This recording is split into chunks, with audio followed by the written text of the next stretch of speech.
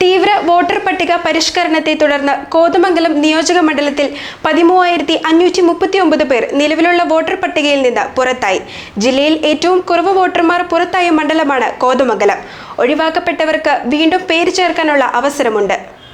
ജില്ലയിലെ 14 നിയോജക മണ്ഡലങ്ങളിലായി SIRന് മുമ്പ് 26,53,065 വോട്ടർമാരാണ് ഉണ്ടായിരുന്നത്. SIRന് ശേഷം പുറത്തിറക്കിയ കരട് വോട്ടർ പട്ടികയിലുള്ളത് 23,30,643 വോട്ടർമാർ. ഒഴിവാക്കപ്പെട്ടത് 3,22,422 വോട്ടർമാർ. കോതമംഗലം നിയോജക മണ്ഡലത്തിൽ 13,539 പേർ ഒഴിവാക്കപ്പെട്ടിട്ടുണ്ട്. ജില്ലയിൽ ഏറ്റവും കുറവ് വോട്ടർമാർ പുറത്തായ മണ്ഡലമാണ് കോതമംഗലം. ജില്ലയിൽ വോട്ടർ പട്ടികയിലുള്ള 2 ലക്ഷത്തിൽ പരം പേർ ഹിയറിംഗിന് ഹാജരാകേണ്ടതുണ്ട്. വോട്ടർ പട്ടികയുമായി ബന്ധിപ്പിക്കുന്നതിനുള്ള തെളിവ് ഹാജരാക്കിയില്ലെങ്കിൽ ഇവരും പുറത്താകും.